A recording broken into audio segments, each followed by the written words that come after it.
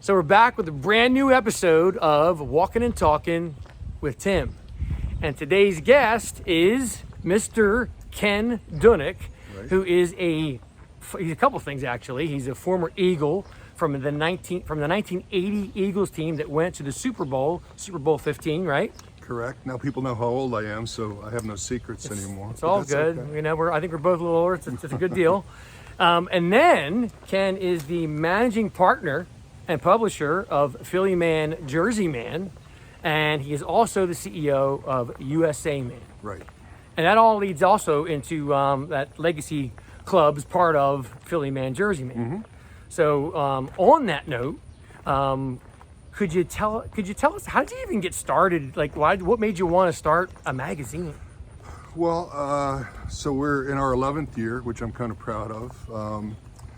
You know, I had a journalism major. It didn't have much to do with it because I was busy raising 4 daughters, had to make as much money as I could. And what happened was... 4 daughters. Terry, my wife, was injured in a car accident in 2008. And she was in the hospital for a couple months, and I really was worried, had not much to do. And I had done some public speaking because of football. And I used to tell these stories, and people would say, you know, you got great stories, you should write a book. So I was home alone every night, and I sat up in my computer, and I wrote a book, and sent it to a few publishers. It got picked up, and a local reporter read the book and liked it. Wow. And wound up approaching me with the idea of, first we were talking about a publishing company for newbie authors, and then it kind of transitioned to a men's magazine, or a magazine that focused on men's interest is a better way to put it, I think. So JerseyMan was born December of 2010. Merrill Reese was on the first cover. That's pretty cool. We gathered enough revenue to make it a real business, and then when we decided to invest in the business, the original guy who had the idea backed out. He didn't want to put the money up, so I took over his position, and here we are 11 years later, and JerseyMan's a successful business, which I'm pretty proud of. It is. And you also have the Legacy Club as part of it. And how does that play in? So what does the Legacy Club offer, you know, folks? Well, here's how the Legacy Club was born, basically. We would hold parties, small parties back then, and I would invite our advertisers to these parties, and I would invite guests to try to get them to buy print advertising.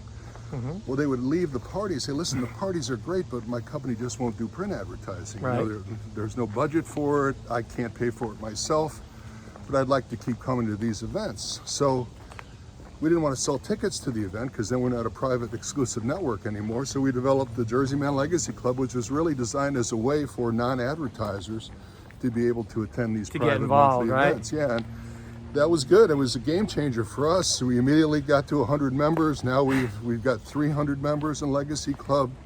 From that was spawned the Chairman's Club, which is a C-level business specific type of a network. Yeah. And that's going well. And then our gala, we're prepping for our 6th gala where we honor 6 Men and Women of the Year candidates.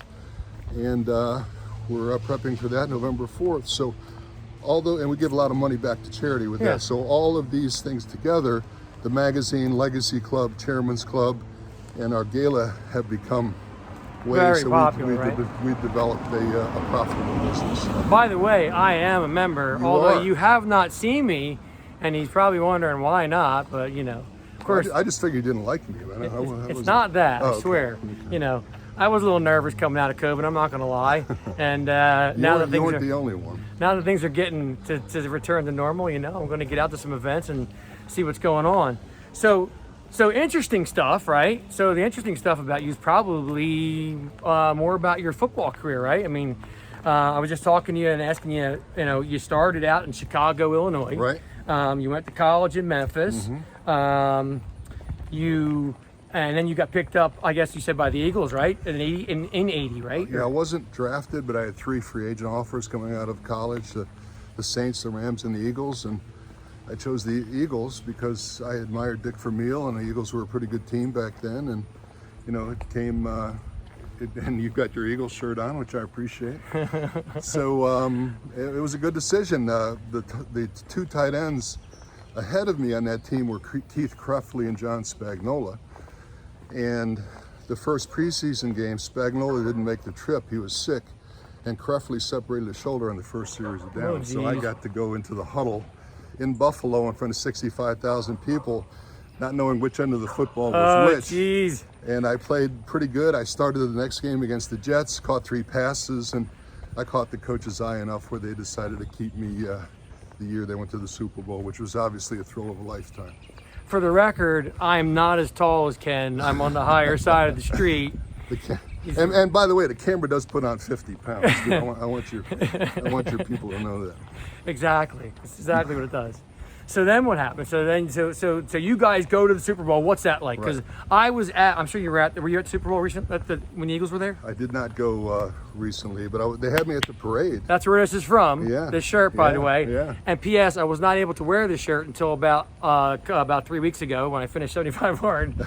It didn't freaking fit, but now it does. It fits now. I'll tell Fits you. now. Yeah. So anyway, so what was that like for you? Because when I was there, the energy in that stadium was, no matter who was winning or losing, the energy was ridiculous. Yeah. I mean, for me, it was a dream of a lifetime, just making the team. I was back and forth on injured reserve that year, played a few games, then I got hurt again, so I wasn't actually active for the Super Bowl, but I was down there practicing with the team, and just being a part of that was surreal. You know, Nuts. for a guy who didn't play high school football, I was a basketball player, and then, you know, just decided that for me to achieve my dream of being a pro athlete, I had to give it a try, and I paid my dues. I got beat up. I broke my rib in the first spring game in college, and hung in there, and always could catch and run, but had to learn how to block. The physicality of football never bothered me, and and I made it work, and I was able to make a living for 6 years in pro football, which is pretty neat. How do you feel years later now? I'm relatively good. I mean, I've got some issues. I had a hip replacement a couple years ago, and I've got some arthritis in my neck, which is affecting some of the feeling I have in my extremities. But but my knees are good. You know, I came out relatively well. You're still swinging the clubs? I love to play golf. This I know, because I played with him not too long ago. It's really the only game I can compete in anymore. It's pretty incredible, actually. I would say I'm not just saying that because he's doing this. He's actually a really good golfer. I would say I'm more mediocre than good, but I'll take the praise anyway. Yeah, I would take it too. It's all good. Yeah. So, for people who are looking to get involved with JerseyMan, PhillyMan Legacy Club, what would you tell them? Where do they go to find information about you guys? Yeah, go to the website, JerseyManMagazine.com, or you can email me, Ken@JerseyManMagazine.com, and we'll give you information. We just had a huge party down at Tropicana. We had 150 people. Ron Jaworski and Mike Quick were there. Jaws. Dick Vermeil shows up occasionally, and he's been a great support structure for me over the years. I've maintained a great relationship with the coach, and he's got a Vermeil wine business. If any of you like red wine, or white wine too, but go to VermeilWines.com and join his wine club. He's got fantastic wine right in the Napa Valley. And California, right? And I tell you what, you join his wine club, all of a sudden you get a cell phone number. You got an instant relationship with Coach Vermeil, which is pretty cool too. Yep, he's a great guy. Yeah. And the other thing I wanted to mention, locally, me and my partners, Anthony Mongeluso and Don Eichmann, own the local franchises, JerseyMan and PhillyMan.